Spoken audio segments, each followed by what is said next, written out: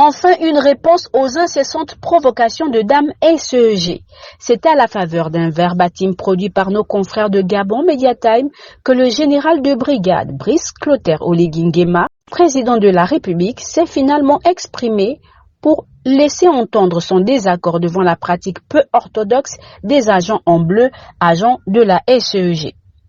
Une réaction qui ne sera pas une de plus, promet le premier citoyen du pays. Les coupables seront sanctionnés. Qui seront ces potentiels coupables? A-t-on envie de s'interroger? Tous, sans exception, seront-ils vraiment sanctionnés? Même ceux qui seraient tapis dans les sphères les plus inimaginables d'influence dans le pays, ou juste ceux qui seront facilement repérables et attaquables. L'on peut encore se souvenir de la vaste opération de régularisation des situations avec la grande dame en bleu, la plus belle des Gabonaises. Seules finalement les populations les plus démunies, pour ne pas dire les plus aux abois, avaient casqué dur. Des familles entières, pour la plupart déjà incapables de régler leurs factures, avaient été sommées manu militari de régulariser leur situation. Une position de toute puissance souvent utilisée par ses compatriotes en bleu, souvent en mal de compassion, de compréhension, nous n'oserons pas dire de patriotisme, bref. Cependant, s'il nous était possible de plaider auprès de la très haute, pour ne pas dire la plus haute autorité de la transition au Gabon, nous plaiderions pour une simple régularisation de la situation, un retour à la normale, plutôt qu'une exposition à la vindicte populaire d'un groupuscule qui parfois n'est même pas vraiment à l'origine du mal. Le Gabon a avant tout besoin que ses fils se réunissent, apprennent à vivre ensemble, vivre en paix, en véritable fraternité, égalité. Rencontre désormais régulière des regardistes. Les points focaux se sont retrouvés mardi 20 août dernier au siège du parti pour une séance de travail. Démarrée à 17h30, la dite rencontre a porté sur le chronogramme des activités du mois à venir en vue d'atteindre l'objectif des 18 000 signatures d'adhésion, la projection sur le 30 août, date d'anniversaire du parti Regard. Quelques divers étaient également prévus à l'ordre du jour. Les échanges fructueux ont donné place à l'organisation d'une batterie d'activités dont le déroulé sera rendu public dans les tout prochains jours. En termes de la rencontre, le président et les participants ont tous marqué leur satisfaction devant les avances enregistrées.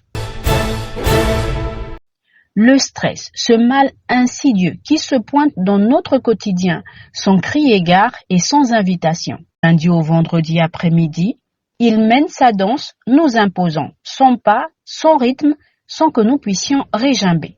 Un règne que nous avons dorénavant appris à dompter. Au Gabon, en effet, nombreuses sont les familles, les couples, les solitaires qui, dès 7 heures le samedi matin, bravent le froid estival ou le soleil selon les caprices de Dame Nature pour s'accorder quelques heures de marche, de course, à pied ou à vélo pour se détendre, se relaxer, retrouver la ligne tout en se vidant l'esprit. Les espaces occupés sont désormais nombreux, le stade Ngondje, les plages, les allées du bord de mer, les endroits ne manquent plus, même dans les quartiers périphériques. Dorénavant, un esprit sain dans un corps sain prend tout son sens à travers une discipline de vie que l'on s'impose chaque week-end ou tout simplement en période de grosse pression pour le plus grand bonheur des Gabonais. L'activité sportive peut être, nous le savons tous, physique ou cérébrale. Dans le second cas, de nombreuses disciplines ont depuis la nuit des temps habité le quotidien de l'homme.